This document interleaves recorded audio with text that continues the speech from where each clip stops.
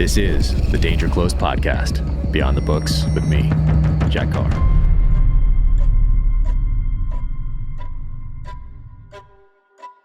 Welcome to the Danger Close podcast, an Ironclad original presented by Navy Federal Credit Union. My guest today is novelist and former police officer and former U.S. Deputy Marshal, Marc Cameron. Always love talking to him. He's a fascinating guy. His latest novel here is Cold Snap, an Arliss Cutter novel. He also authors the Jericho Quinn series and is working on the 6th Tom Clancy novel. Amazing. So now, without further ado, Marc Cameron. Man, I want to talk to you about the beginning. I want to because I realized, so we've linked up before at BoucherCon in Dallas. We had a great time at Half Price Books doing the, what does David Brown call it? He called it the Avengers of thriller writers right. or something. I forgot that. Yeah, that's right. That was great. That was super fun. And we got to hang out down there for a few days. And but where did all this start for you?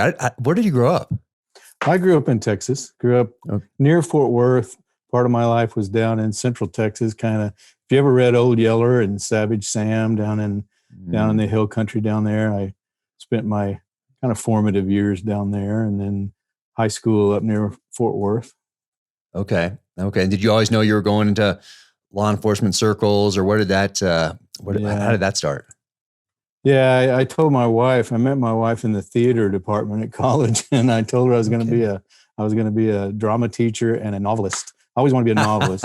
Yeah. And maybe a couple of months before we got married, I confessed that I really wanted to be a cop and a novelist, and she married me anyway. And so we just sort of worked our way up. You know, she's been a good partner in crime or law enforcement or writing or whatever, and we've worked our way through this together. Man, that's a tough road. I mean, very similar to the military. Obviously, you're out, you're gone. There's so many unknowns and all that. But so did you go into a local law enforcement first? Did you go right into the Marshals? Yeah, I went into local law enforcement first. We found out we were going to have a baby while we were in college, and so I went home and applied with the local police department where I grew up and got on there. Yeah, kind of an interesting thing. My youngest son, is a police officer here in Anchorage, and when he got off training, you go through the academy training and then like half a year, like 8 months of field training. And during that time, I knew he was going through a lot of mental anguish because they just put the screws to you during FTO. But I wasn't worried about him physically because I always knew there was some senior officer there. And the first night he was by himself, I was just a nervous wreck. I mean, and I had 29 years of law enforcement of my own, but I was just a nervous wreck. And my wife was fine. Really? I thought, what the heck? He's out here on mids by himself. What's going on with you? And I asked her about it. And she said, very, very seriously, very calmly, she said, Marc, this is new to you. I've been dealing with this for 30 years. And so it was kind of a slap in the face and a reality check of what she had to go through, as you mentioned, with military spouses. And it's something that we often don't. We kind of take for granted because we're calling them and tell them, hey, I was in this chase today, or this guy got shot in the eye or whatever. And then you come home and you realize they've been terrified the whole time you were gone. Yeah. You know, that's the toughest part. I mean, it's easy for us to go down range and we have our best friends to our right and left. We have a mission. We're not worried about the leaky roof or taking the garbage out or changing a diaper or anything like that. We're solely focused on the task at hand. And then, and interestingly enough, obviously as information travels faster and faster, same thing in law enforcement circles is, their TV's on and they're there making dinner or whatever else. And then glance over in that screen and it's an officer involved shooting on local news. And it's like, same thing, military, they'd be okay. Their IED, and it would say, let's say, 6 U.S. service members wounded. And then it would go and change to, 2 maybe deceased and they're still wounded. And then it's changed to special operations. Yeah. And then it would change to SEALs or Army Special Forces or whatever it might have been. But it kind of would whittle down and they're getting that news wondering, okay, my husband's in Iraq. Okay. Oh, wait a sec. He's in Baghdad. Okay. It says Baghdad. Okay, it says special operations, and so it just whittles down from there. Yeah. So they have all that anguish and thought, and they figure out, I guess, coping mechanisms to deal with Fill it. in the blanks. Yeah, they fill in the blanks. Wait, in fact, I use this in one of the books. Is I know you do. You take little bits and pieces that you've been inspired by. I don't ever base anything specifically on a person, but it certainly inspires. And I can tell from reading your books, you're definitely inspired by specific events that have happened. Oh, yeah. And I remember I was in Hattiesburg, Mississippi on a Dixie Mafia trial. If you ever saw Walking Tall, Buford Pusser, all that stuff. Well, this was post Buford Pusser, but the guy that killed Buford Pusser's wife, Kirksey McCord Nix, was in Angola State Pen, and we had him running. It was a big organized crime thing down in Hattiesburg, and one of the witnesses, not protected witnesses, but one of our witnesses a government witness had been killed. And so they brought in a bunch of us to, we were moving him by helicopter and, back and forth and spending weeks in jail with the guys that were witnesses, and fun, awesome stuff, running code back and forth and protecting the jury. And while I'm telling my wife stories about all this, on the phone at night, my partner showed up, like you said, with the news going on. My partner showed up to get my government car because I was the low man on the totem pole. So I had the cage in my old Caprice, And so my Caprice is parked in the driveway, our little duplex, and she's new to the Marshal Service, but she's been with the law enforcement for probably 10 years at that time. And my partner, this is in Texas, and he showed up with another deputy marshal to get my car. And they had hats, and, we'd kind of dress like Texas Rangers in that part of the country. And being the gentleman he took his hat off and he was holding it over his heart. So these two guys with hats off over their chest are just coming to tell my wife that they're getting my car. But what do you think she thinks? So she, my partner called me before she even did, like, your wife collapsed at the door. I'm really sorry. I didn't know. So like I said, we really don't think about that. And I'm sure military spouses go through that in spades, just filling in the blanks, the terrible thriller story in their brain, Yeah. There's a lot of unknowns out there, a lot of uncertainty out there. Then with the information flow, they come up with coping mechanisms, both in military and law enforcement circles.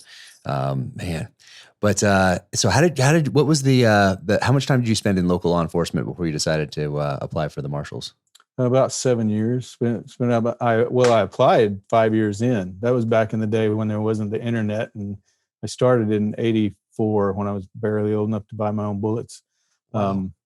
And back when we would, pull our cars up, door to door and pass here's the pamphlet I got in the mail from the ATF, or here's what the FBI is doing. Or we worked with the Marshals a lot because they really worked a lot with local law enforcement. And so, in fact, I had met my first deputy marshal when I was probably 15, when he got out of the car on the courthouse square and put one of those little bags over the parking meter that said official business U.S. Marshal. And I thought, I want one of those. Nice. But so I applied like 2.5 years before and just went through the process, but they just don't have very many openings. It's a very small service. And so it took a long time to kind of matriculate, up through the system, and finally got hired. Right. So what was the draw towards the Marshals rather than, say, like the FBI or another federal law enforcement agency? Well, I really wanted the boots on the ground kind of thing. Out of all the work that I did, I enjoyed patrol the most. And I was a mounted police officer when I was finally hired. I had gone through patrol, spent several years as a detective, worked, in a small department like that. It was general case. So we'd work homicide, sexual assault, and bicycle theft. It was everything, whatever happened. And fortunately for my city, we didn't have a ton of homicides, but I worked several, and kind of cut my teeth on that sort of thing as a very young officer. So because I was so young and inexperienced, the Texas Rangers would come in. That's what they do. And a lot of people don't understand that one of the main missions of the Texas Rangers is to come in and assist local law enforcement with expertise. So I worked very closely with them. But also during that time, I worked with the Marshal Service And I was very impressed that the marshals were not the time, and I'm not going to speak badly of another agency, but some agencies will call you and say, we need your help. Don't move until we get there. The marshals were like, get the guy. We're on our way. And it was more important to get the bad guy. And that really impressed me. And I worked with them a lot, and it was more of an outcome-based thing than a who got the glory. And so we all wanted to be, I shouldn't say that because a couple of my friends went bureau and a couple went border patrol, but several of my friends went to the Marshal Service.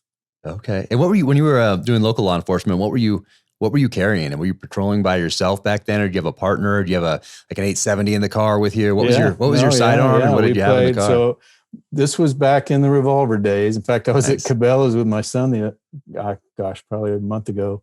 And we were looking at the new I carried a 686, a Smith & Wesson 686. Awesome. Kind of the poor man's version of a Colt Python. Hey, back that's then. a great revolver. It's an awesome gun. And that was back, I would never recommend this to anyone, but that was back there in the day when every once in a while you used your barrel of your pistol like a baton in close quarters. Nice. Never do that now, but and rarely did it back then. But just a big old heavy steel pipe. But I love that pistol. But so I carried that through most of my career. I went for one short time carrying a nickel-plated 2.5-inch 19 when I was a detective, because I thought detectives were supposed to wear shoulder holsters and whatnot. But hey, the power of popular culture. Yeah, right and there. Exactly. That was Miami Vice time and all that. So we all wanted Bren 10s, but we couldn't carry semi-autos. That was Fort Worth was doing experiments with them. The Smith & Wesson had that. I can't remember the model. It was a semi-automatic 9, really blocky looking 9. I can't remember what it was called. 59 or something like that. Yeah. They were carrying those, but most everybody, NYPD was still carrying Model 10s, I think, which is like a 357 with the no sight, just fixed sights. But I actually did the study to have our department carry semi-autos, and then couldn't afford one. So I still carried, the last year I was there, we got semi-autos. But when I started, so while I was with patrol, I carried a 686 and a 870, but we didn't have patrol rifles unless you were on SWAT. And then I was on SWAT the last 18 months, I guess. And then we got MP5s. Oh, wow. And then, quite a transition from 686 to that. But then, and we started with ARs, what are they called? The ones with the triangular fore end. And I'm aging myself here. That's fantastic. And stuff from VR.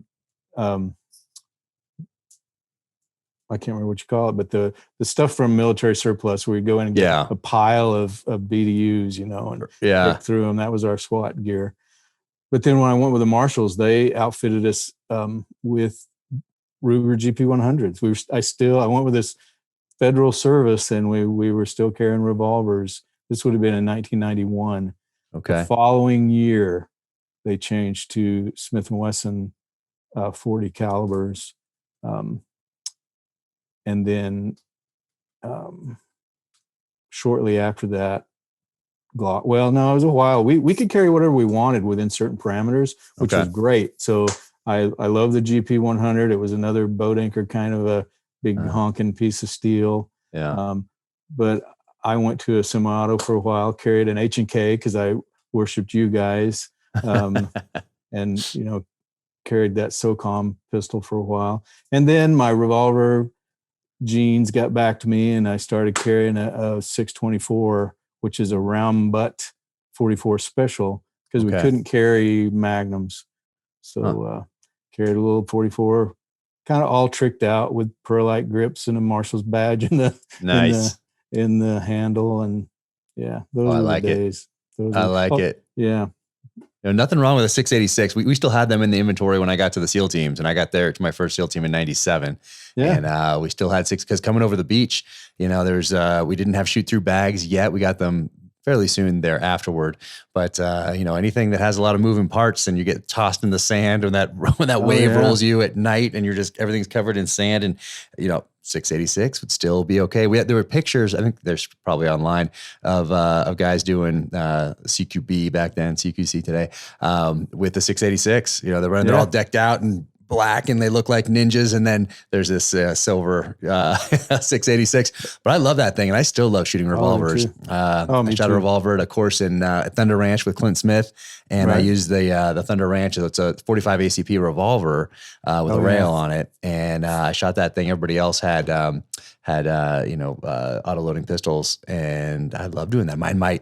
My groups were so tight for whatever reason with that revolver. I don't know. I loved it. I love shooting. Yeah. Once you get the mechanism down, so kind of where that little sweet spot is to realign your front sight. And it happens very quickly when you're shooting a revolver, especially a Smith. To me, the Colts are super smooth. That Smith has that little spot right as you're pulling the trigger where you can kind of refocus. And I was going to ask you, is that 45, is that use like full moon clips, or is that you don't have to use? Okay. Yeah, got moon clips going on there. Okay. But it's so fun to run something like that and to run it quickly and under stress, and Clint Smith yelling at you, and it's just it's awesome. I love it. I want to get back up. I'm actually looking for, they have a Thunder Ranch edition Smith & Wesson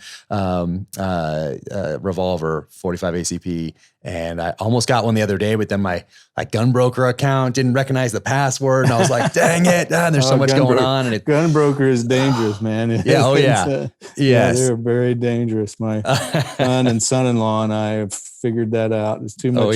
Too easy to click a button. It's so fantastic. But I'm still looking for one, a new in box, Thunder Ranch edition, because I just love that thing. And then I love the 870. I me too. Went through some courses with the 870 before I went into the SEAL teams, and primarily we used a shotgun just for breaching. But I love running that old 870. It is awesome. We had a Marshal service gun. In fact, they call it, even outside the Marshal service, they call it a Witsec shotgun. It's much like the TAC-P, or TAC-14.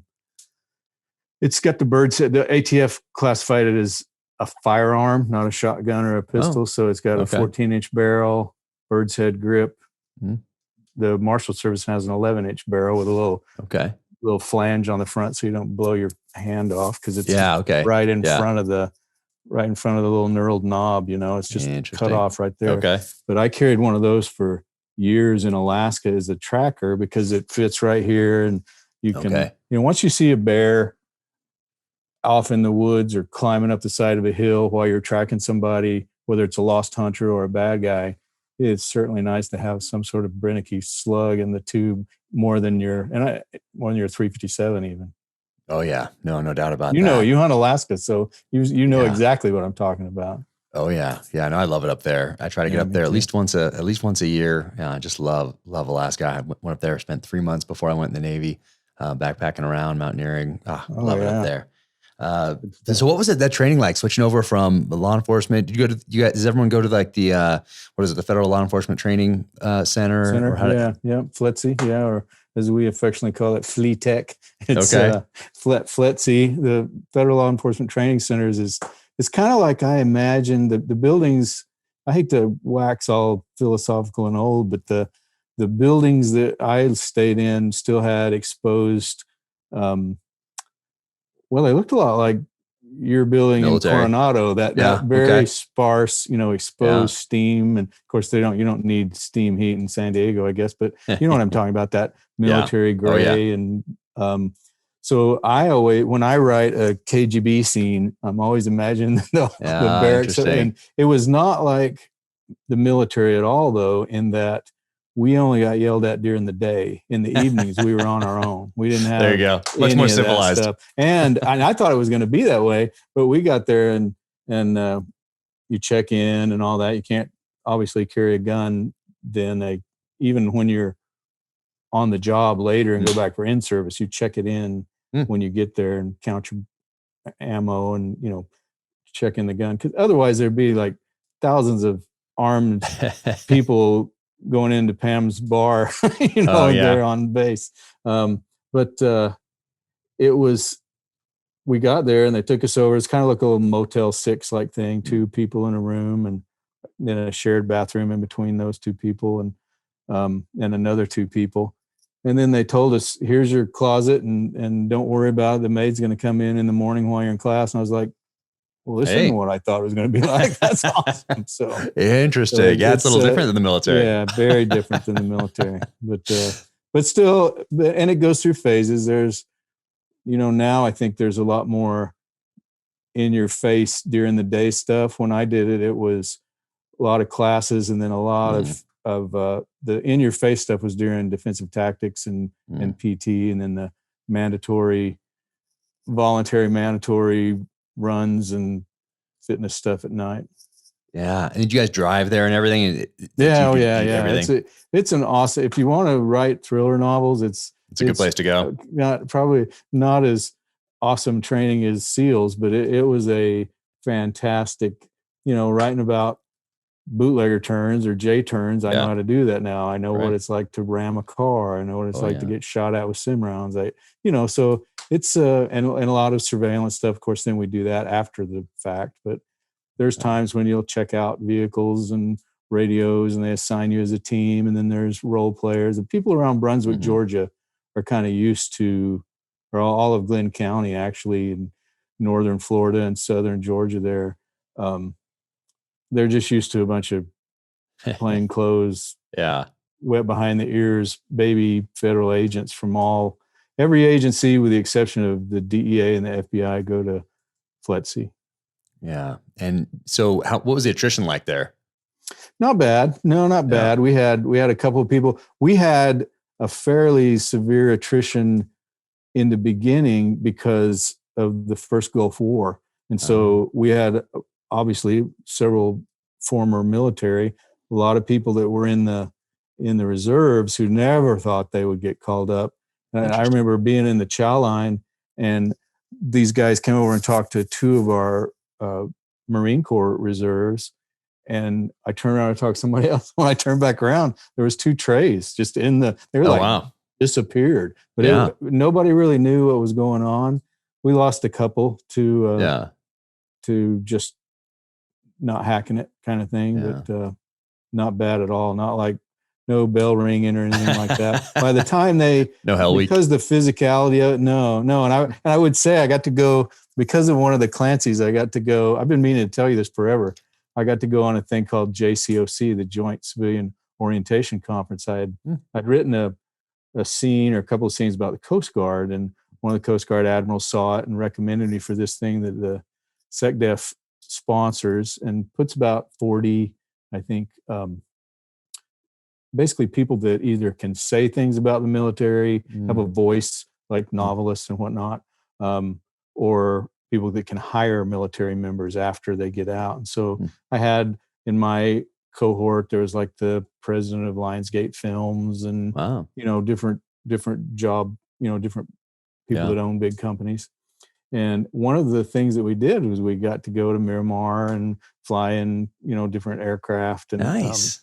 Then we got to go to Coronado, and it was all, it was a bunch of people my age, right? And so we got to roll around. I was so impressed because we did the Marine Corps thing too, where they were yelling at us and screaming at us, standing on the yellow, the footprints and all that. And it was terrifying. A bunch of old people getting our wallets thrown around. That sounds awful. It was terrible. They did it all the way up to when we call home. So all the way up to when you walk up to the phone and call home. And then the SEAL thing, I was so impressed with the quiet certitude of the guys with the megaphones. I don't know, you call them instructors or what do you? Okay, so the instructor's like, get in the water, get out of the water. I better see you with sand on you.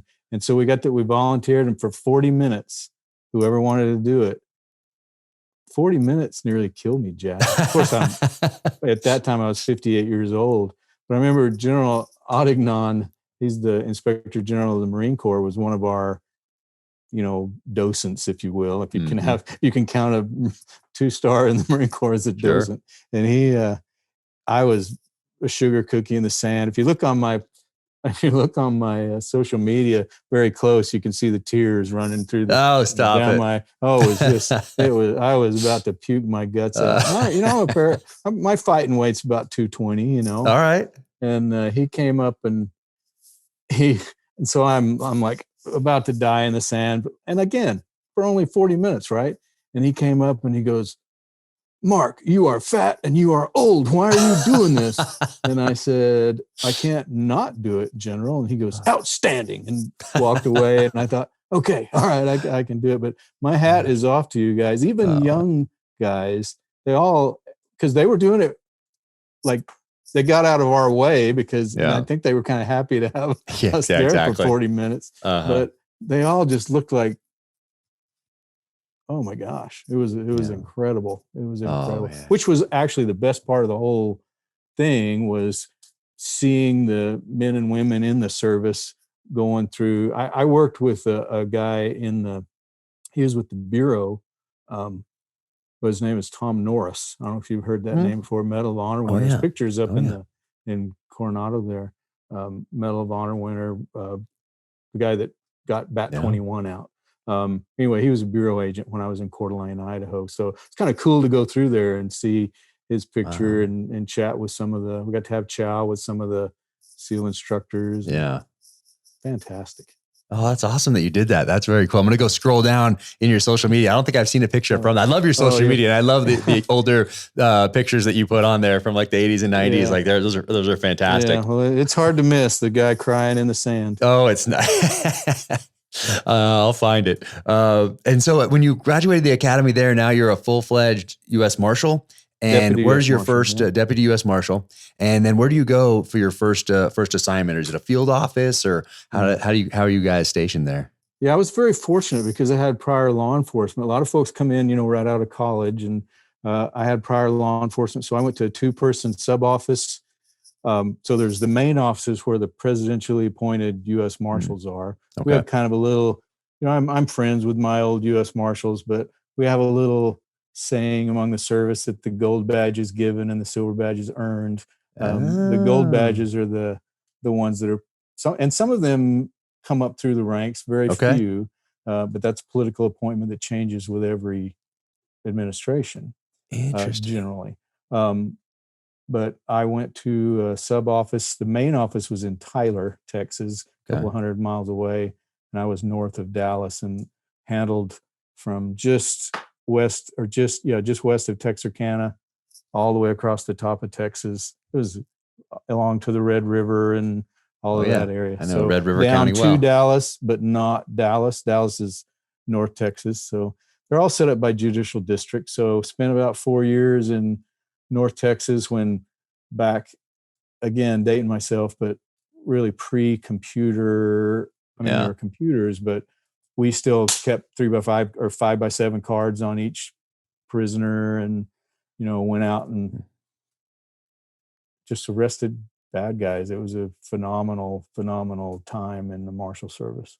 Yeah. So primarily your responsibility then is to go out and apprehend violent criminals or criminals, and that's the main mission, isn't it? Or how? Yeah. So as things heated up on the border and the jails, and then with some of the crime, some of the law enforcement, really a lot of the drug crimes, the prison population went up because of crack cocaine and some things that were going on like that. And so we had for a time there, we were out of the field just handling court. And it was a horrible time in the Marshal Service where you're just hooking and hauling, but in the beginning, like for the first 2 years of my career, it was just protecting judges, and which is our main task. If you look at what we prioritize, is protecting the federal judiciary. So anytime there's a threat, we're pretty much 24/7 on the Supremes when they're outside the Beltway. Sometimes by presidential order, as you're seeing now a little bit, inside the Beltway. But when they leave, we're on them as the Secret Service is on the president but just when they travel, not necessarily, in detail fluctuates. There might be, I won't get into specifics of it, but it's not like, 17 vehicles and all that, Right. but we do stay on them. And then anytime there's a threat on a federal judge that's deemed credible, then for instance, after, and I've seen you write about this too, you and I both have some specific interaction with Ramzi Youssef, and I was on that first Ramzi Youssef trial. Wow.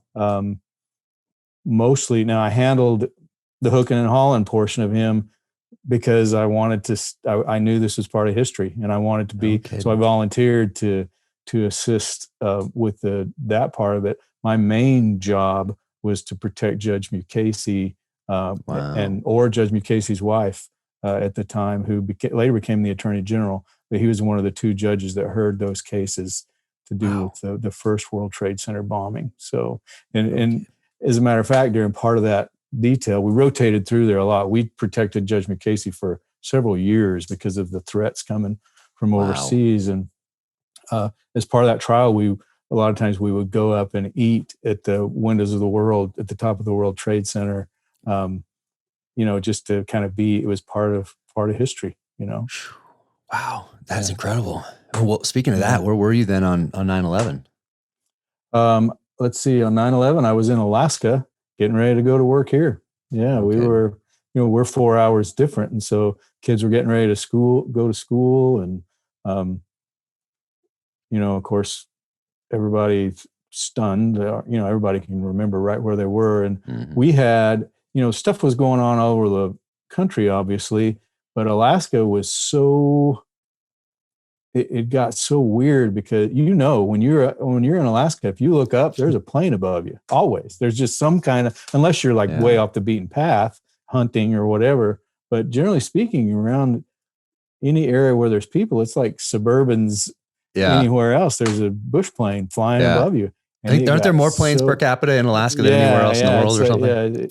It's crazy. But the skies went quiet for a while. It was only military, and our Marshal Service plane were the only planes in the air because we got special permission. Our call signs like Justice 247, so they let us fly by special permission. But that's awesome. It was we had a Korean air flight come inbound that had panicked when that all went on and actually bumped the secret code that said they're hijacked. Oh, geez. And so they were inbound, and there was a lot of scrambling around that morning while the real stuff was going on at the Pentagon and the terrible terror.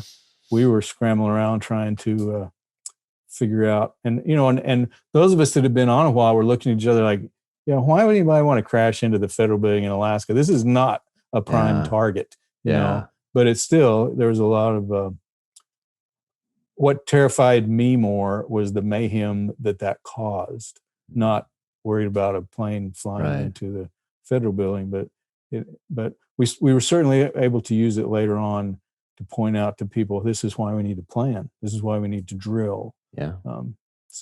Where were you? I was deployed my second, 2 weeks into my second deployment in Guam. And it was like about midnight in Guam. And so people start banging on doors up and down the hallway, and we don't have TVs in our room, but we have phones, and phones start ringing. And then we went down to the basement, and there was one TV down there, and we watched the Twin Towers fall on TV. And you knew your life was going to change, didn't you? Yep. Oh yeah. And we thought we were going to Afghanistan essentially the next day. But as you said, there was a lot of not chaos, but there was a lot of uncertainty. And it took a little while to figure out what was going to transpire, what we're going to do. And then we thought we were going to Afghanistan, and instead we went to Kuwait and did the shipboarding operations for SEAL Team 3. They ended up going to Afghanistan, and we did the shipboarding operations to enforce the UN embargo against Iraq for oil. So it's the only time in my time in uniform when I did shipboarding, did anything near the ocean, for real. Isn't that a heck of a deal? Shipboarding is, we don't do any tactical shipboarding, but just climbing up aboard a ship we're going to seize is, you can get, especially in Alaska waters, but water is water. Well, I mean, you don't want to go in those Alaska waters. I mean, those guys, like you were talking about the Coast Guard earlier, and we have a cold weather warfare training facility on Kodiak, and I love going to Kodiak. It's just, I love Alaska in general, but really the coast, the West Coast, all the way from let's say Santa Barbara, all the way up. It's just rough and it's unforgiving, Oh, yeah. and I just love it. But Kodiak in particular, because you're hitting so many different types of environments, from the water over the beach, and then you're moving up onto even into the snow, and hit a peak, and then back down the other side, swim back out to a boat. Like I just love it out there. Yeah. But the Coast Guard, I mean, those guys in Kodiak flying those helicopters and going after those fishing boats out there that are in trouble, and it's incredible what those guys do. I mean, it's amazing. Yeah. It is amazing. And I think that's primarily why I included the Coast Guard in that first Jack Ryan novel, just because I see it all the time.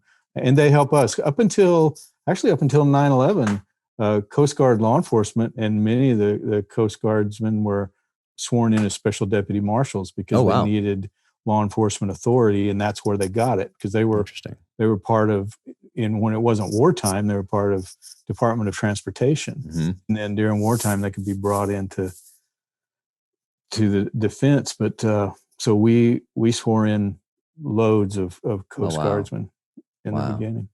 That's amazing. Yeah, those guys, what a job up there. Seeing it every day. Oh, they sure are. They sure are. So how did you get to Alaska then? What was the path from being assigned to North Texas as a U.S. Marshal to Alaska? Yeah, so I wanted to get to Alaska since I was a little kid, and read stories about Alaska. And I see you mentioned To Build a Fire quite a bit. That was a seminal story in my life, that survival. And so I read a lot of Jack London. I read a lot of a writer named Farley Mowat, who's a Canadian writer. I read a book called Two Against the North. Another one called The People of the Deer. Two Against the North probably changed where I was going with my life, about two boys surviving in northern Canada on the Barren. It was originally called Lost in the Barrens. Yeah, I have a Lost in the Barrens right downstairs. It's in my little guy's room. I have all the Farley Mowats that I read growing up in his room down there. It's love those books. He was quite the radical. I think he was actually banned from the U.S. for a while for to shoot down a military jet. Was that what it was? He was mad about acid rain and upset, so he threatened to shoot down a jet so they wouldn't let him in. But kind of bigger, rattier beard than mine, wore a kilt around all the time. But man, the guy knew the North, and he'd lived in the North. He'd lived with the people. I think I was 12 when I read Lost in the Barrens. I still have the original book my grandma gave me. It's in a Ziploc baggie, torn to pieces. Oh, that's fantastic. Maybe I was 10, 11, 12, sometime around it. But I went in our backyard and got a pair of, if you remember, there's a part in it where they go snowblind, where they're trying I do remember that. I haven't thought of that since junior high.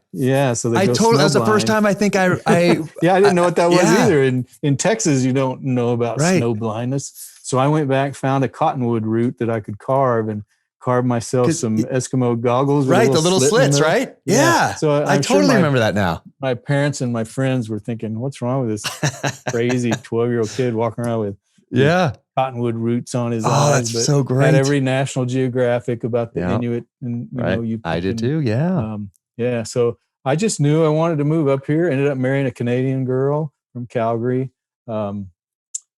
And then slowly worked my way up. After Ruby Ridge, they needed 2 deputies to basically be in North Idaho and, put our kids in school, just show that we weren't the juggernauts that we were being made out to be. And so myself and another deputy, so I came from north of Dallas, and Texas, was transferred up to Coeur d'Alene. My partner came from Boise, and we opened the office in Coeur d'Alene, and I lived there for about 4 years. That's where I met Tommy Norris.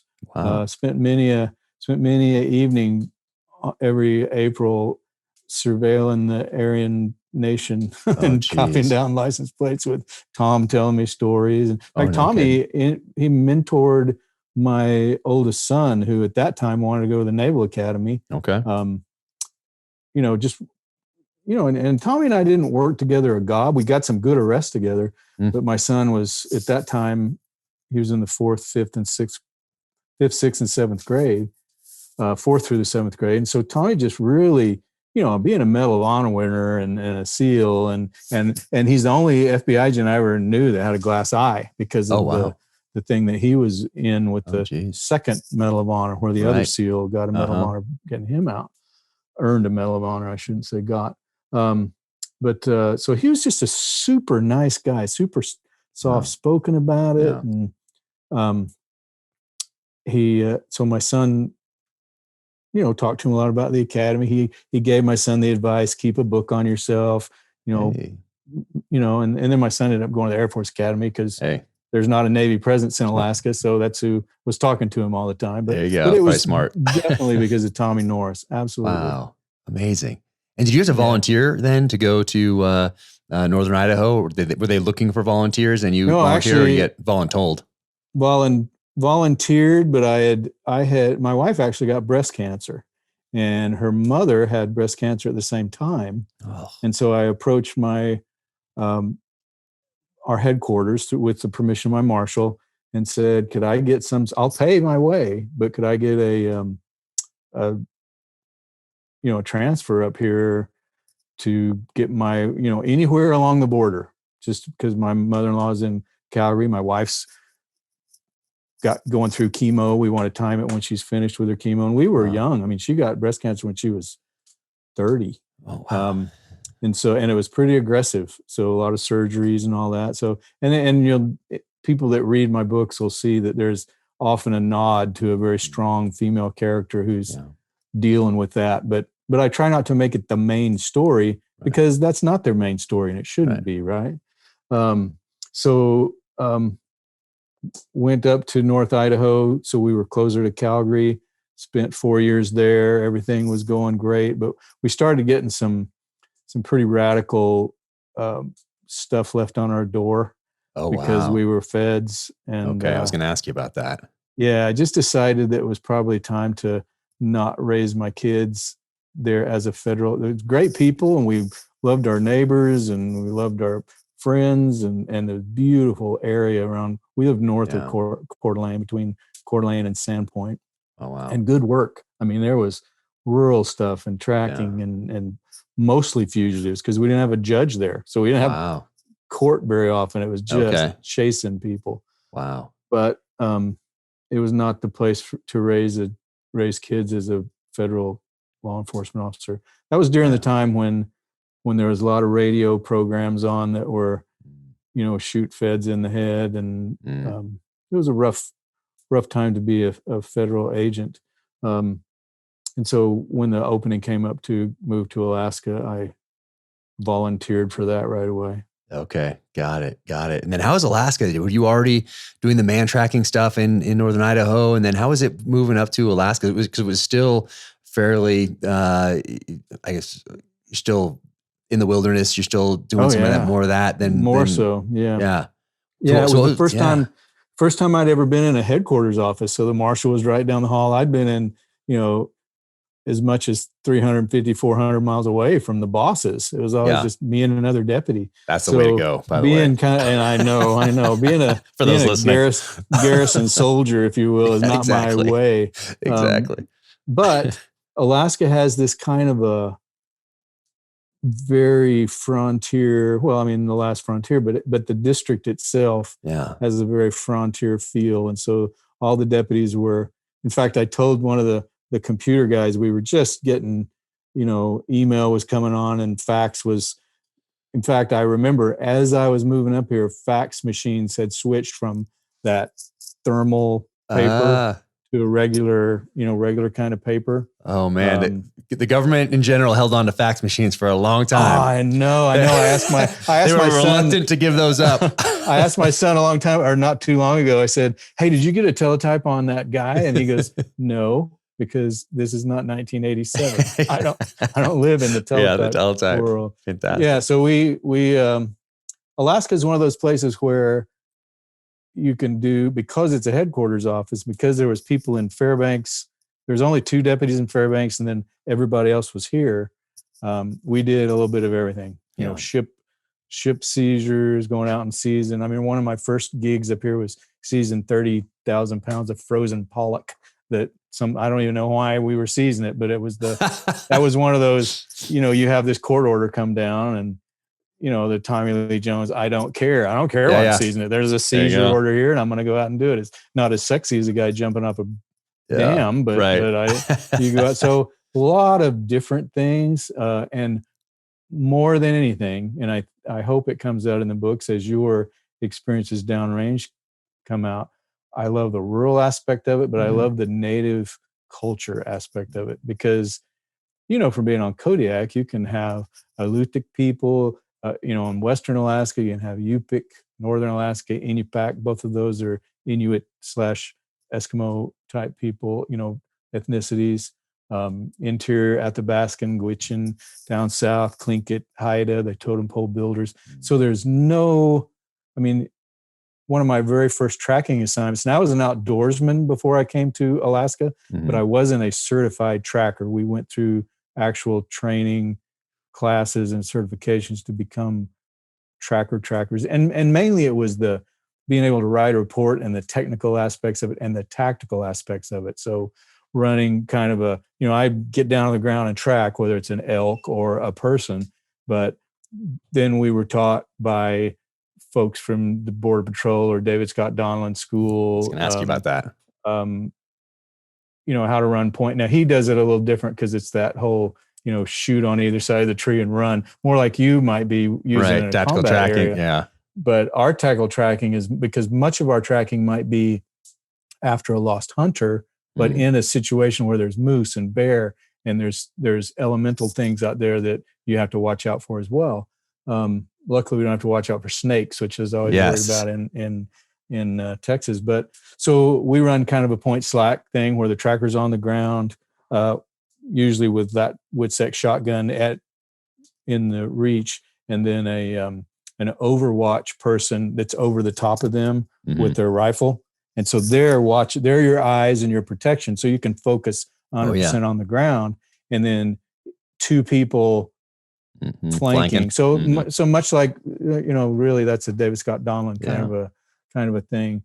And then if you've got enough people, then you put somebody as a rear guard. Otherwise the two flankers will, because what you really are using the flankers for when you're tracking is eyes up, but also eyes down. They're trying to cut sign, because when you're tracking somebody that's bad, you're really bounding. You're finding the track. You see where their azimuth they're headed, getting ahead to the next spot where it's a likely track, finding another one. Because, and as I explain to new trackers all the time, and Ty Cunningham was my instructor and actually my martial arts instructor for years, and he was a deputy up here that really got the tracking unit going.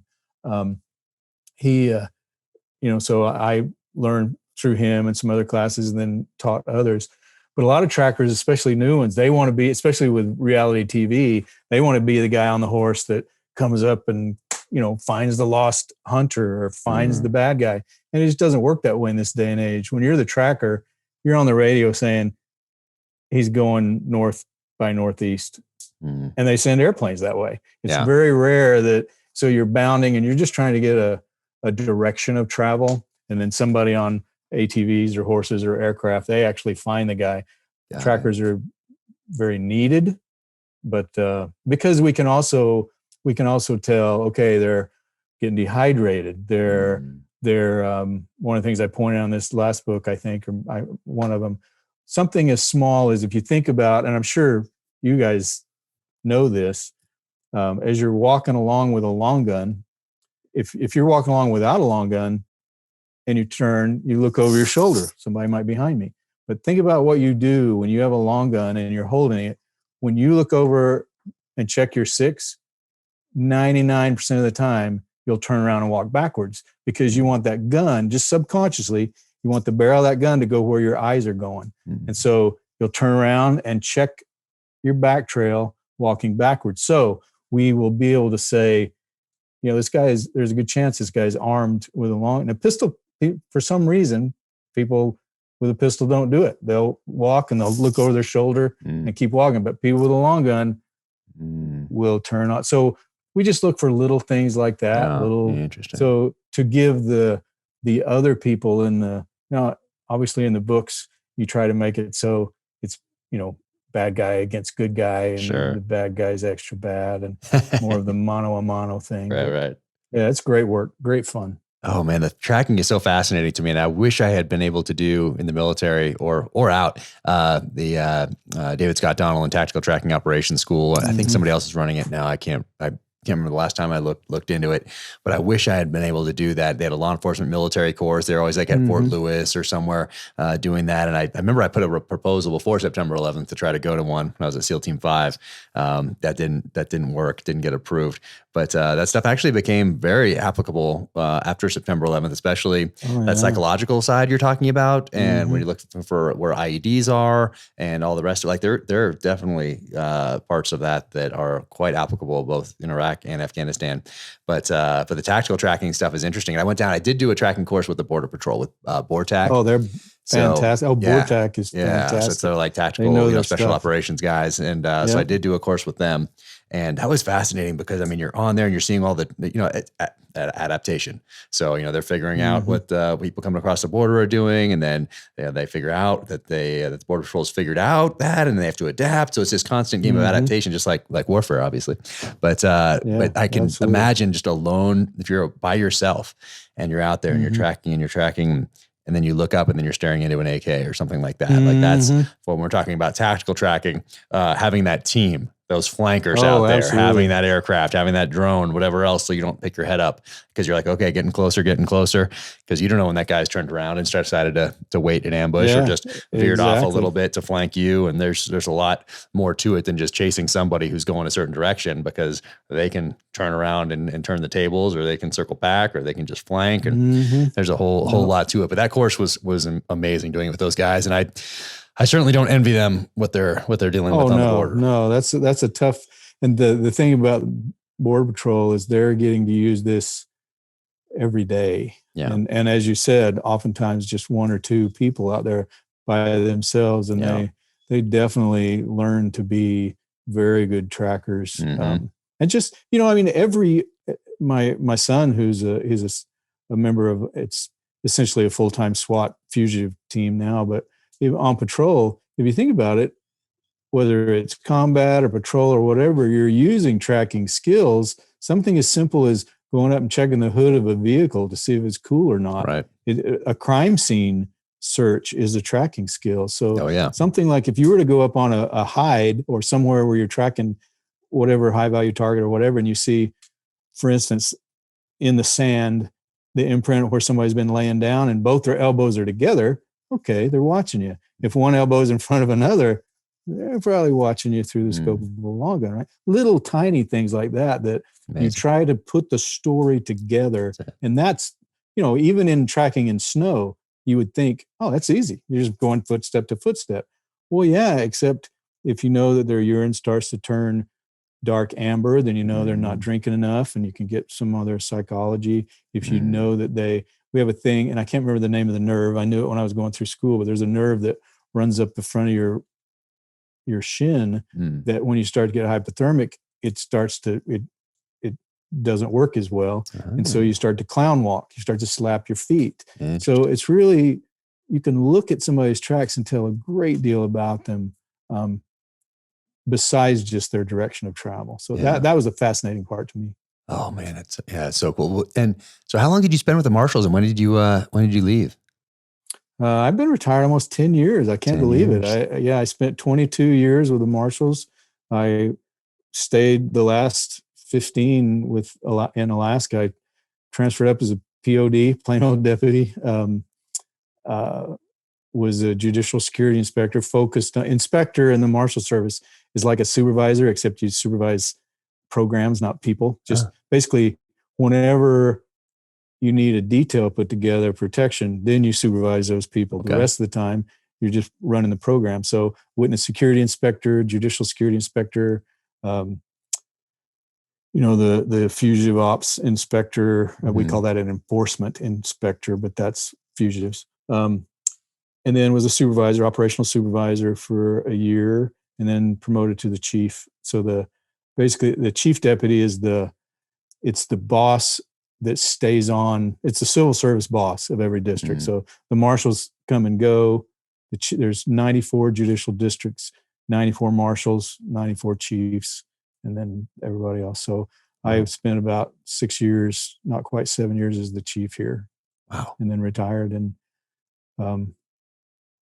gosh, like I say, about 10 years ago, I was probably 3 Jericho Quinns in, and 6 Westerns and 3 Jericho Quinns. And geez. So I want to ask you about that. Like when you started to think about writing again, and how you figured that into your schedule and how that worked. But what were you carrying at the end there? What was your everyday carry? Did you still have shotguns? Do you have ARs at this point? What are you carrying there near the end of your time? Yeah, we had the Marshal Service specialized units have MP5s, but we in our district for regular deputies, we had M4s, AR-15s. I had an AR-15 that was personally owned. You could still carry your personally owned. Carried the Witsec shotgun through my whole career because even as a chief, I was still tracking. Wow.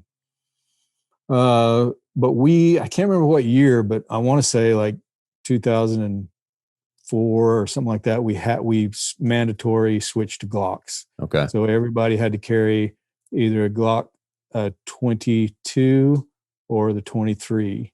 And it's a 40 cal. Yeah, 40 cal. Yeah. And then now I think they're letting people go to 9s, but it has to be a Glock. But for the first 10 years of my career or better, we were, you could carry whatever you wanted to, as long as it was larger than a 380 and not a Magnum, with the exception of the 357 Magnum. A lot of people carried 45 ACP. Oh, and it couldn't be single action. I wish I would have carried the. That's awesome. Yeah. But because I grew up among the Texas Rangers, you can't carry a revolver, carry a 1911, right? There you go. Ranger mentor always said, God put that little hollow in the small of your back because it fits a 1911. Right? So when I retired, I was carrying, because I was a desk jockey as the chief. When I was in the field, I would carry a 44. I have a little round butt 629 called a Trail Boss that people see when it's in one of those Diamond D, I think. Okay. Alaska made chest holster. But it's a little ported, but when I carried it for work, I had to carry 44 specials in it, ostensibly. But I figured when there's bears out there, you want a long gun anyway. I mean, incidentally, up here, when I go where there's bears for sure, I carry a 375. I don't even mess with a shotgun. The 375 H&H. There you go. That's my everything gun. Right. But so I was carrying a shorter Model 27 Glock, so 40 caliber with a Hennings group extension on it. So it carried about the same as a Model. What is that? The small one, 23. Okay. So Glock, a baby Glock, because I was going back and forth to headquarters all the time and all that. Yeah. Oh man. And so as you're in, like when do you write your first novel? What year is that? And do you write it first, and then how long do you sit on it till you find an agent, or what was that process like? How did you go about getting published? I spent like 23 years. When my wife, I tell the story all the time, but I told my wife I wanted to be in law enforcement and a writer. And so that first year of marriage, they didn't supply us with guns or ballistic vests. So the first year of marriage, my wife bought me an American body armor ballistic vest. Wow. I remember the picture of the armadillo with a bullet bouncing off of it. I think I remember that.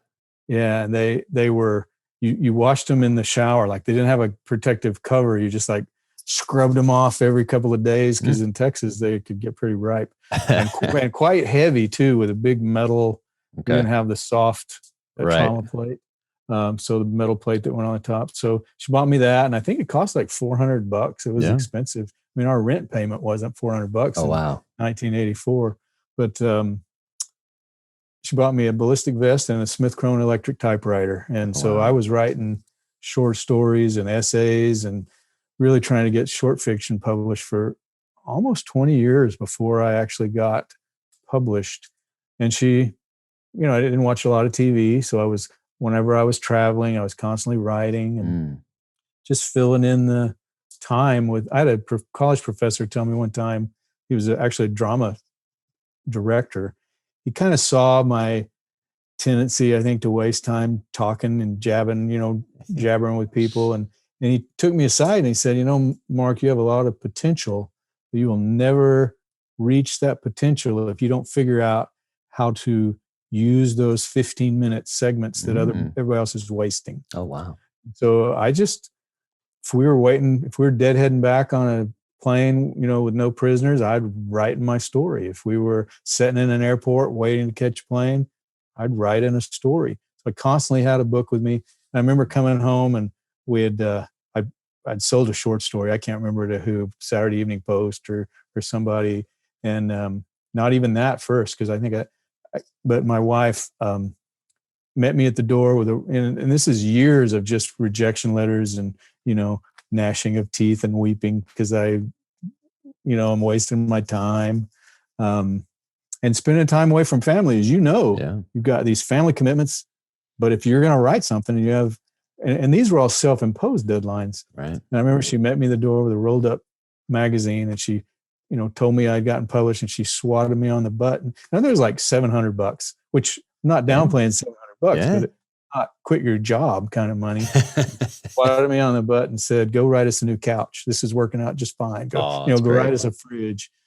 So we ended up writing Westerns. Okay. And I pitched Westerns, what I actually pitched and got picked up on. And then kind of went from that long story, but I went from Westerns to not getting published for 2 books, had 6 books under my belt, and then nobody wanted the other ones.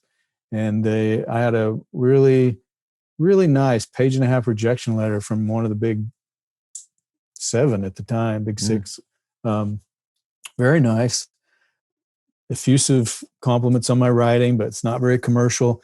And then at the end, he said, with your job, you need to think about over the top. You need to think about Jason Bourne. You think about, I'm sure he didn't know you yet, but if he would have known you, he would have said, write something like Jack Carr, right? So, something that's terrorism and world, this is post 9/11, world domination, make it bigger. And then he actually finished off the letter with 2 sentences that kind of changed the trajectory of my writing career. He said, and anyway, who cares about Alaska and who cares about a bunch of Alaska Native kids? Those are not good protagonists. And boy, it made me angry. Yeah. Oh, it made me so angry. This was pre 20 reality shows in Alaska and Alaska. Exactly. Pre Sarah Palin, pre all of that. So I went back to the drawing board and wrote this super over the top, what I thought was going to be like a Matt Helm. Jericho Quinn he speaks multiple languages. He's an Air Force OSI agent, which is what my oldest son was at the time. Actually, he was in the academy at the time going into OSI. So I don't even know much about what OSI did, except just what little I'd worked with him. So I just made my main character this motorcycle because I, had a GS adventure at the time or GS at the time, and just made this over the top, super good boxer, Air Force Academy, OSI guy with a big gunnery sergeant partner and this voluptuous Cuban Russian working OG, they're all OGAs fighting bad guys, thinking this will be a one-off and I can go back to, the real writing. And we've done 8 and 2 novellas and was able to retire. And wow, that's the Jericho. And actually the Jericho Quinn series is what Mark Graney read in order to recommend me to Tom Colgan for the Clancys. So Jericho Quinn has been very, very good to me. Hey, so. I love that. So for the ones before that, then did you have an agent or or were you submitting yourself to how did that work? No, I pitched at a conference, and this is what I tell people all the time, unless they have a background, you've got to have that personality. And so pitching at a conference allowed me to go sit down and and again, I mentioned I wear a hat all the time. And so I tipped my hat to the lady. She was in her late 50s and smiled at her, told my story. And she asked for 3 chapters and then called me and said, actually she called the same day my father-in-law was dying. So my wife called me and said, my dad's dying. We need to go to Calgary and and called and they want to publish your book. And so I'm like, oh, my geez. life's dream, but my Right. favorite guy in the world is passing away. And so we flew to Calgary, got to see my father. I was a World War II vet, British officer. He was 50 when my wife was born. So super nice guy. So we got to say goodbye to him, called the editor. She said, well, I can't publish yours right now. Can't get it in the list, maybe in a year and a half, but could you pull my fat out of the fire and help me finish a book for another established writer? And I said, absolutely, whatever, So Wow. I agreed to finish this book. She FedExed me some of the previous ones in the series. These were Westerns by an established writer. Wow. And read up on those and said, all right, I'm ready to go. And I called and I said, hey, I need to speak to so-and-so. And the receptionist at the publisher said, she doesn't work here anymore. Oh, and I said, well, I'm supposed to be ghosting. I'm supposed to be doing this. And they said, sorry, we don't know. That's between you and her. Oh, so I was orphaned. And then again, weeping and gnashing of teeth. And then I got an email from an agent named Robin Rue with Writer's House. She introduced herself and said, and gave me your pages. I like the way you write. I would like to represent you. And Robin's been my agent since then. No kidding. Man. Yeah, fantastic. That's incredible. She's a great lady, great agent. Yeah. Wow. That's so. And so that first writers conference, then was it like a Thriller Fest or BoucherCon? Did you do the one? It was the Western Writers of America in Helena, Montana. Wow. Yeah. And so they did a similar thing where you had multiple agents in there that you kind of could go and talk to for 5 minutes at a time, type of a thing. Yep, exactly. Wow. And I practiced, and I mean, I told you I met my wife in drama, so I may or may not. Now, when you're a deputy marshal, you carry all the time anyway. So I may or may not have let my jacket swing open a little bit as I sat down to my badge and gun showed. There you go. Just I practiced that pitch, and as if I looked at it like an op, and I think, and I tell, and I've noticed. I think you do that too. In fact, I think we might have even talked about this at BoucherCon. You have to look at it like an op. If you're going to pitch to somebody, there's so much online about that person.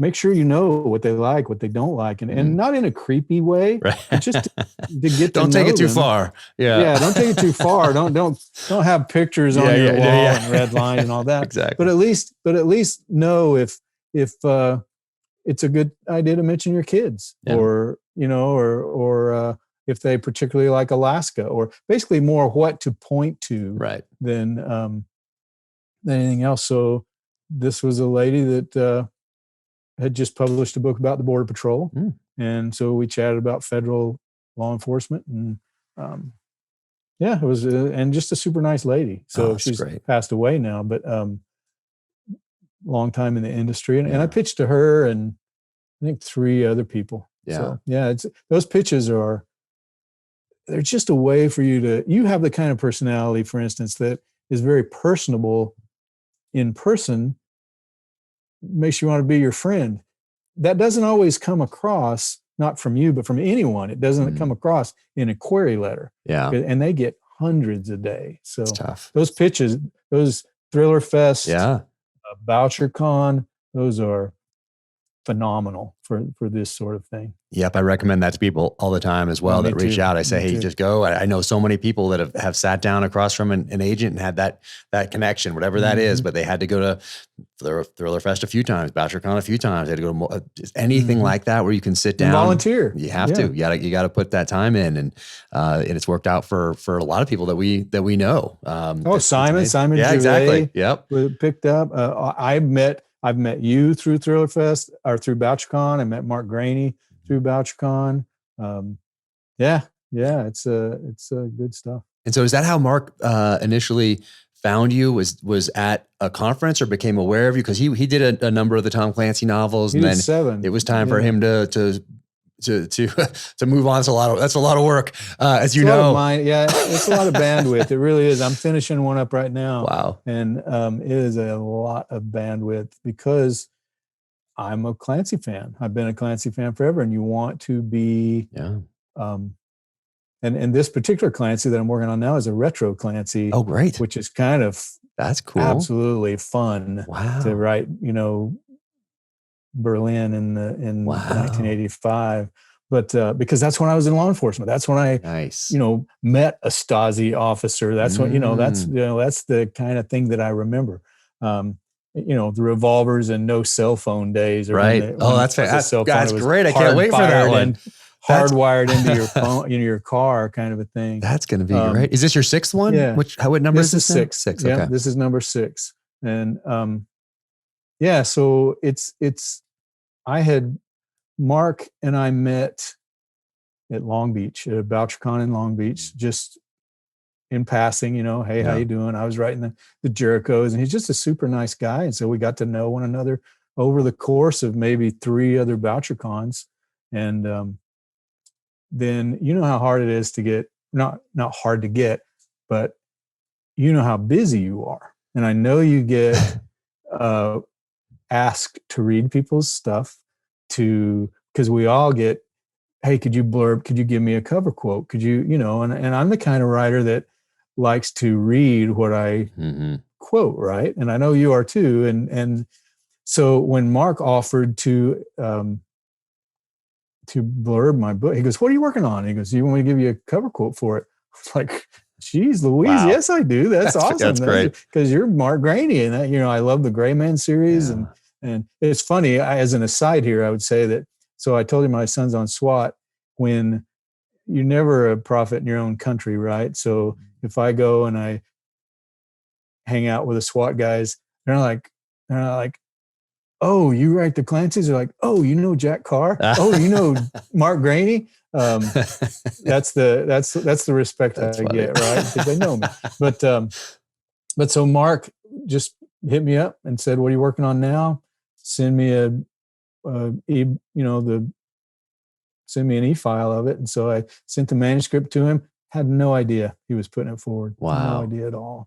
And he sent it up the chain to Tom Colgan, and I guess they couldn't find anybody else, so they settled on me. And Robin, I hate to keep referring to my social media because I'm not very good at social media, but if you scroll back far enough, there's a picture of me laying prostrate on the beach in Florida, having just heard from Robin that Mark Graney had recommended me. So it was a very surprising turn of events, but it's been wonderful. Tom's terrific to work with. I work with Gary Goldstein at Kensington and Tom Colgan at Putnam/Berkeley/PRH. Nice. But, good folks. What a team. And Mark's been such a great guy, and the Gray Man series is amazing. It's coming out this summer on Netflix. So looking forward to seeing that.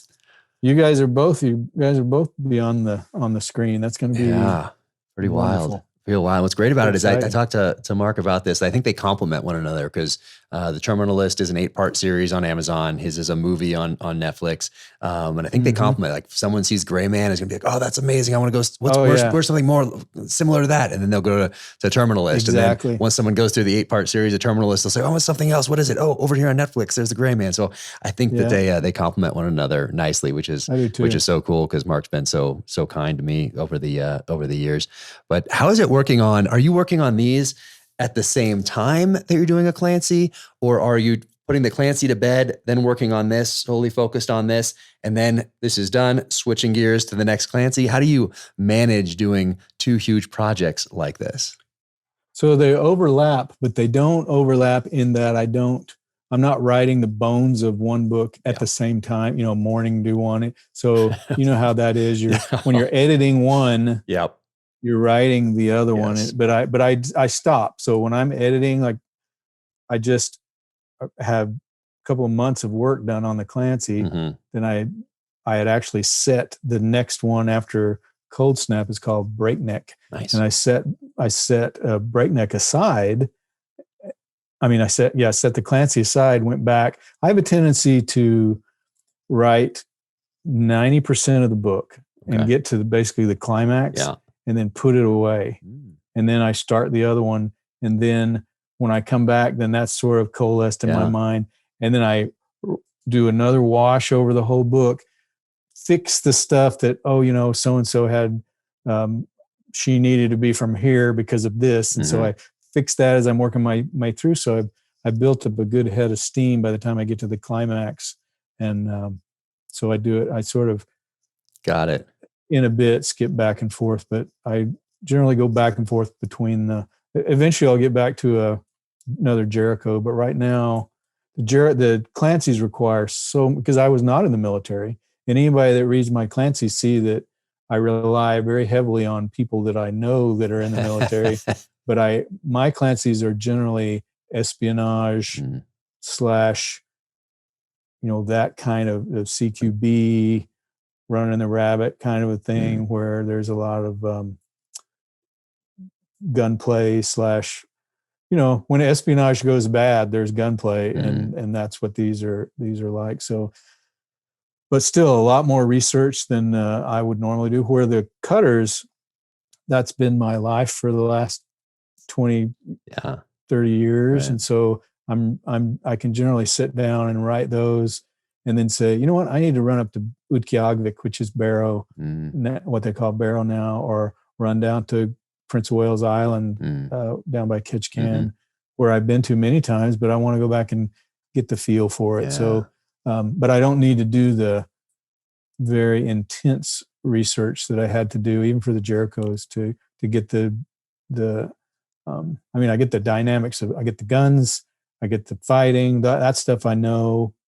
I mean, I write about the portions that I know. I don't know about crew serve weapons and things like that, but I don't necessarily know the geography. And so going to Japan, going to Argentina, as you mentioned, going to Israel or something like that.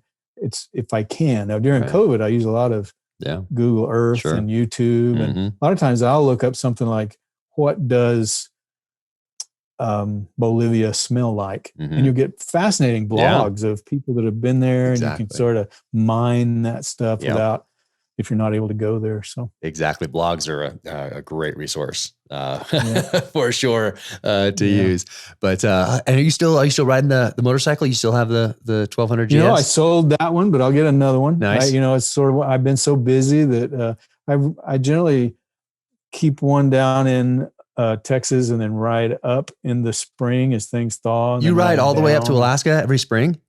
Not every spring, but I've done it 7 times. 7 times. That's amazing. That's like people's once in a lifetime ride. And you've done it 7 times. My son and I, that one that's in the youngest son, he did it on a couple of years ago. We did it together, and he did it on a Triumph Scrambler. Wow. And I did it on my GS Adventure, and he was like, this poor dude. And I would be ahead of him, and my bike had cruise and heated grips and all that. I would like put my hands behind my head, and we had the communication devices in our helmets, and he was like, because he's like hunkered down. Wow. His duffel bags pushed him all the way up onto the. It was a great adventure. They have a thing up here called Dust to Dawson. I see you ride. They have a thing called Dust to Dawson, where you can ride from anywhere in the country, but a lot of people ride up to Dawson City and have a big motorcycle rally. Oh, that sounds incredible. In Canada. Yeah, it's pretty cool. Oh, my friend, actually, Mike Stoner, he's actually on his way. He's on his way here right now to work on some bikes here in the garage. But he's a photographer. He took my new author photo. Amazing guy. He photographed the Reagans, been all over the world, heli skiing and doing these amazing adventures. But he takes a lot of pictures for motorcycle magazines and things like that. And he did a amazing trip. Was it last summer or the summer before, up to Alaska, which he's done many times, but testing out the new BMW, whatever the year that was, the 1200 GS up there, and just had an incredible trip. And he's amazing. I like riding with that. With someone that really knows what they're doing. It's that's beneficial. Absolutely. Yeah, I took some classes from Rawhide Adventures, HYDE. Those guys, they're in Colorado. I took the Colorado classes. They're in California. They go down and they do a big ride in South America. They do overseas. They do the Dakar. When it was in South America, they would do kind of a ride along. Yeah. Going into base camp and then riding along. That's cool. Incredible school. They know what they're doing. They put you through the paces where you wouldn't think you could do something with an 800-pound, 900-pound motorcycle. Because that GS Adventure, it's a big bike. That's like a 9-gallon tank. That's a lot of weight up high, but they they're maestros on it. I've never been that good, but it's Oh yeah, on my list. Actually, on my one of my strategic plans, I have that on there, and get some content around it, of course, as well these days. Oh yeah, but, exactly. It's fun. But yeah, I got the Urban 9, the 40th anniversary edition, the Urban 9 G, what do they call it? But man, I love that thing. I put it. I added a few things to it to kind of make it like a scrambler, even though it's a 1200. Oh yeah. But so that's a fun bike to Is ride. that the RT? The Urban R9T? Exactly, R9T. R9T. Yep, that's the one. That's a cool looking bike. I've been trying to figure out how to put that in a book. That R9T is. My son and I would send little Instagram pictures to each other of bike porn and horses, and, but that R9T is an awesome bike. Yeah, no, it's so fun to ride. I'm going to do a couple things because of supply chain issues. I need to work on the tail. That's still stock, but I need to work on that. But then it'll be good to go. But the 1200. You're such a motorcycle guy. you always have to personalize it. You got to sparkle it out. Yeah, exactly. But that 1200 GS Adventure is on my list. You got to have the quiver. I mean, you have to have the quiver. The kids are going on a nice motorcycle adventure here while I'm on book tour, unfortunately. But my wife's taking them down, and they'll be down in Moab and that's cool. down there. So yeah, it's I don't know where you get your stuff, but Harrison Eurosports. Yeah, that's it. That's where I got it. That's where I bought my bike. No way. Yeah. Oh yeah. Oh, they were great to me. They're awesome people. Yep. Yeah. Mention. I will Jericho let you. Quinn. Yeah, they're awesome people. I will let them know. I'll probably email them right after this. I might end up with a 1200 GS by the end of the week. Oh yeah, no, they're awesome. That's where my son bought his Triumph. Yeah, they have that whole thing, that whole setup down there. It's great. BMW, you got the Triumph stuff. It's all right there. I had a wreck going in through the Yukon. I had an RV pull out in front of me, and on my earlier, it wasn't an Adventure, it was a GS. Ended up.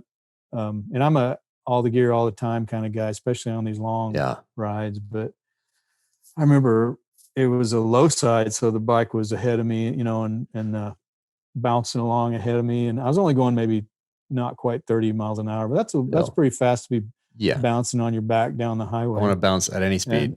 No, exactly. But I remember thinking, this is going to be good in a Jericho book. This is going to be awesome. Flipped through the air, landed on my face, and the poor old guy that pulled out in front of me. I mean, we made eye contact. We were like, that's tough. Looking at each other. And I thought, okay, he sees me. I'm going to go ahead and go. Yeah. And then but he was not making eye contact with me. He was zoned out. But he came and it was right at a little rest area place. Right. With porta potties. Yeah. And right after that big bridge coming out of Tetlin, I think. And, he pulled out in front of me. I flipped. I skidded. And then he came up and he looked over the side where I was laying face down in the ditch. My bike was tires still spinning. One of my Touratech bags had popped completely off. And he goes, are you okay? And I said, yeah, I'm fine. He goes, I got to go to the bathroom. And I said, well, I took care of that about 30 seconds ago myself. Oh, man. So I ended up gorilla taping the mirrors back on my bike, taking my tire irons and hammering out the aluminum. Those Touratech bags boxes are awesome, and banged those back out and putting everything back together. And I like guy lined the one mirror I could get back on, guy lined it on so that I had a mirror, and rode from the Yukon all the way to Harrison Eurosports, and they fixed my bike. No way. It was amazing. It was totaled. I think it was like $15 away. He goes, if you don't paint this, we won't total it. I can fix it for you. Wow. That's how I got to know them, and they were awesome. Awesome way. And then I ended up buying the I think the guy's name is Andy, that in the department there. Troy is the guy that I work with in sales. Okay. Good dude. I'm going to go see if those guys are still are there for sure. Oh man, that is awesome. Yeah. My wife and I went to Sturgis years ago when I was still in the military. I actually worked it into my first novel. But we didn't ride there. So we cheated. We flew. And then a friend had a bunch of bikes out there. And so I rode a Road King around the whole time. And I loved that bike. That was so great. But I had a Fat Boy at the time in California and in Coronado. And I love that Fat Boy. I wish I still had it. So I'm probably going to have to get another one of those soon just because I know what you mean. I just love it. That was a nice bike. That's I don't know. That's the quintessential Harley to me, is that I think fat so. boy. Yeah, I think so. Yep, It was so great. And I absolutely. get tricked out, of course. And the whole thing, I love that thing. I can't believe I got rid of that thing. But and there's another bike. There's these guys in Alaska that make some bikes. It's called the Alaskan. What's the name of that company? They make like I know what you're talking about. I haven't seen one. Yeah, I know what you're yeah, talking about. I can't remember the exact name of the company, but the bike's called the Alaskan. So I think I'm going to grab one of those too, just because it's so unique. And Yeah. and I just want to try it out. So I think Oh that's, yeah. that's on Well, the list. that's the mathematical formula for bikes, is X plus 1 with X being the number you have, right? So And then I can put it. My excuse is always, well, write it into a novel. Yeah, exactly. I have to do this research. My wife's like, don't we Philip have Roth 5 other says, ones in the garage right now? What's wrong with one of those? Exactly. Philip Roth says nothing bad ever happens to a writer. It's all material, right? Oh, So you just, everything you do is that's it. That is it. research. It's all man. research. And writing, Mhm. that is the best. When you're in that helmet, you have that time in your head where you don't have, because I don't hook my phone Nope. up to my Bluetooth. No way. I want to be, Yep. I just want to be writing. Exactly. And, man, it's just such a good, especially in the kind of life you've led, or to a lesser extent what I've led, where you are just constantly on. Yep. Man, it's sure nice to just be, to me, it reminds me, riding a motorcycle, especially, anywhere, because you can always die. It reminds me of, and not to be maudlin about it, but it reminds me of my first year on patrol, where you're kind of a bit paranoid. Yeah.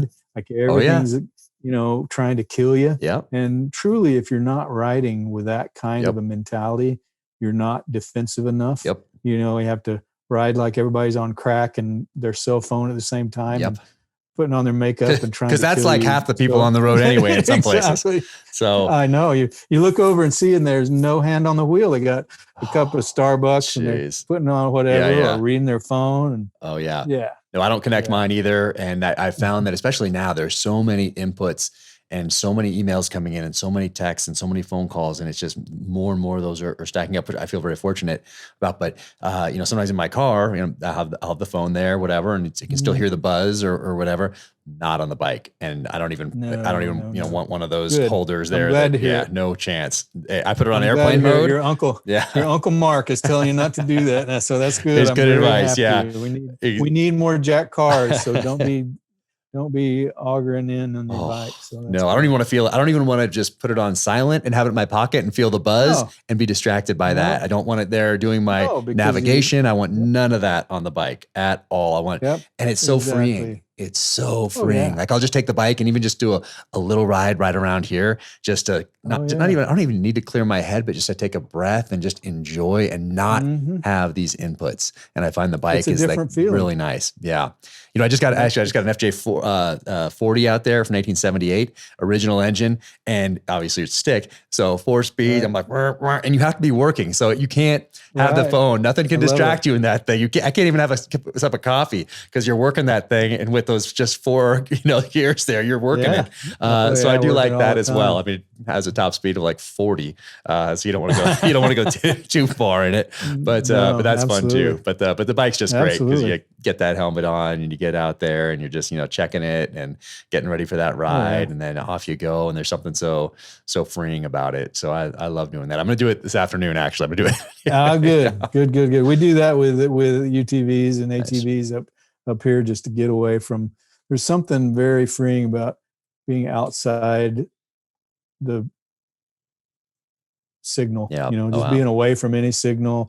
Being out where you realize you're kind of on, you're on your own. I carry a InReach with me. So if I have to talk to somebody, or even a sat phone sometimes. Sat phone's nice, just if there's a emergency. But the nice thing about a sat phone is they don't call you, call them. So I don't, that's the way to do it. No, that is definitely, it's definitely a brain rest, because you don't, I think that's one of the things that's been the best about retirement is I don't necessarily take my phone with me anywhere. Oh, that's nice. In fact, I had a lot of people, I was helping some reality TV show people up here with some scouting right after I retired, but not every day. Yeah.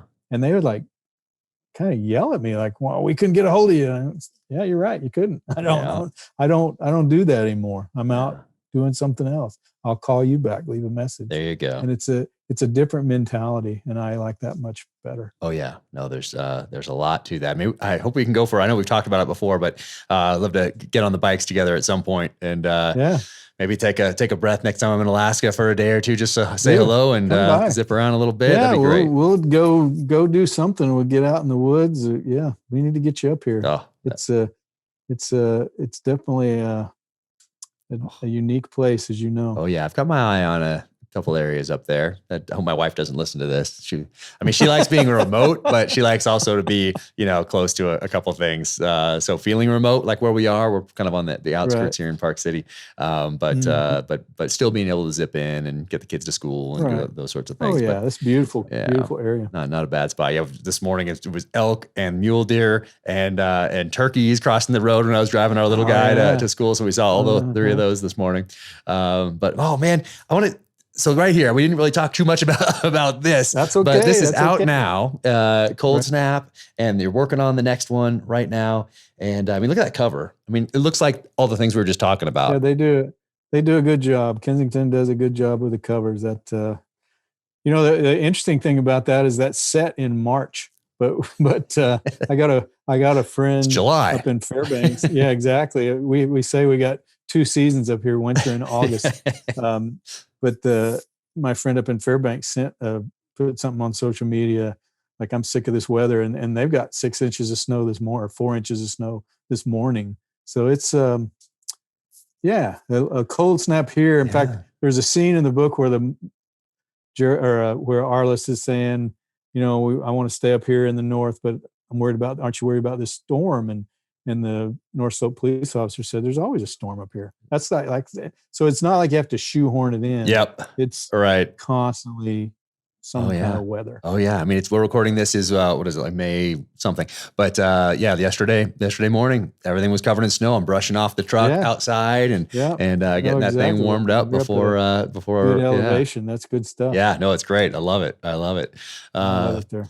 Man, well, thank you so much for doing this. I sincerely, I love spending time with you. And you're such an inspiration. And I know not just to me, but so many people that are out there that are thinking, they're maybe in law enforcement or whatever it might be. And they're thinking, man, I'd love to write a book one day. And they see what you have done and these series that you have, and then writing the Clancys and carrying on that tradition and just doing an amazing job with everything that you do. Man, I couldn't be more appreciative. And I know so many people feel the same way. So thank you for writing these. And thank you for being an inspiration. And man, I hope we can link up there in Alaska in short order. Yeah, me too, Jack. Thanks so much for doing this. You're the inspiration. The stuff you're doing for other writers, and you've seen a tremendous amount of success that's well deserved. And appreciate what you're doing to lift all the boats. Oh, really do. Well, appreciate that, and hopefully I'll see you soon. Yep, hope so. Thanks a million. Awesome. Take care. Navy Federal Credit Union. I've actually been a member since 1996, the year that I joined the Navy. And Navy Federal Credit Union wants to thank the men and women in the U.S. military for their important commitment to our country. For more than 85 years, Navy Federal Credit Union has made it their mission to help people in the military community. Navy Federal Credit Union is open to all branches of the military, veterans, and their families. Navy Federal's employees are veterans and military spouses, so they're part of the community they serve, and they understand their members better than anyone. Members can enjoy an average earning and savings of $352 per year, a savings rate 3 times the industry average. An average credit card, APR 5% lower than the industry average, award-winning 24/7 stateside member service, over 350 branches worldwide. Show your own support for our troops with #MissionMilitaryThanks. Learn more about how Navy Federal is celebrating the commitment that connects them to their members at NavyFederal.org/celebrate. And I also have to read that this is insured by NCUA. Dollar value represents the results of the 2020 Navy Federal Member Give Back Study. Value claim based on Navy Federal's 2020 Member Give Back Study. Credit card value claim based on 2020 Navy Federal as low as APR averages compared to advertised industry APR averages as of December 31st, 2020, published on creditcards.com. Thanks so much. Check out NavyFederal.org. I want to thank my friends at Black Rifle Coffee for sponsoring the Danger Close podcast. I've been a huge fan for the longest time. Drink Black Rifle Coffee every day. And if you keep your eyes peeled, you will notice that perhaps Chris Pratt is wearing a Black Rifle Coffee t-shirt, not unsimilar to this one, in the Amazon series adaptation of The Terminal List. Now you can go to blackriflecoffee.com/dangerclose and use code DangerClose20 at checkout for 20% off your purchase and your first coffee club order. Black Rifle Coffee, America's coffee. Keep crushing. Today's gear segment is sponsored by Zero Foxtrot. Zero Foxtrot provides unique products that reflect the old school vintage military lifestyle. I've actually been following these guys for a while. Love what they're doing. Have a bunch of other shirts and coffee mugs downstairs from the last few years. Just love it when guys get out and absolutely crush it. Zero Foxtrot is veteran founded and is a proud supporter of our nation's defenders, veterans, and first responders. I'm actually wearing this shirt. Look at that. Canoe Club USA. What does that mean? I think you're going to have to look it up in your web browser, the Google machine. Canoe Club USA. Awesome shirts out there. They have limited edition ones that drop every now and again that are super cool. So definitely go to zerofoxtrot.com. And right now, we have an exclusive code for listeners of Danger Close. Use code JC at checkout for 20% off your order. Very cool. Remember, you can gear up with Zero Foxtrot and use code JC at checkout for 20% off your order. Just go to zerofoxtrot.com/JC and remember to use code JC for 20% off at checkout, or just click the link in the description. Once again, that offer code is JC. Gear up with Zero Foxtrot and use code JC for 20% off. Awesome. Definitely do that and check out all they have going on. Follow them on the social channels. They have some great things out there. They do some history posts every now and again that are really cool and very well thought out. Definitely check out zerofoxtrot.com for all the stuff. They have Zippo lighters in there. They have these mugs right here. What does that say? Drink coffee, stack bodies, stay zero. Love this. And then this one right here, this is cool. This might be a limited edition one. I'm not sure. But for St. Patrick's Day, lack fear, not beer. Look at that. Boom. Love it. Awesome. So that's what they look like right there. Zero Foxtrot. You get a little of that action right there. That's a sticker. But check out their t-shirts, mugs right here. Whiskey glasses. These are some of my favorites right there. Look at that. Oh, yeah. Solid. So check them out for sure. zerofoxtrot.com/JC for 20% off. Welcome to the gear highlight portion of the Danger Close podcast. So I just got this Dark Angel medical kit right here. This is their new one. It's called the S.P.E.A.R. And this thing is sweet. I mean, this package right here, it's slim, compact, and you got a tourniquet in here. I want to read a little something about them and about this kit in particular. But I think I just had Marc Cameron on. So I think that this is going on my my bike, on my motorcycle. It's just such a slim package, and seems like it is so well thought out. But go to darkangelmedical.com. You've heard me talk about their kits before, and I have quite a few. I've talked about them in past gear segments. Have a platform box that I love, and IFAC have a bunch of this really small kit that they make. I've got a bunch of them, but this one is, I don't know, this one's feeling really good. I'm going to buy a few more of these and stash them around. But go to darkangelmedical.com, IFACs, vehicle kits, first aid kits, everyday carry, and most importantly, training.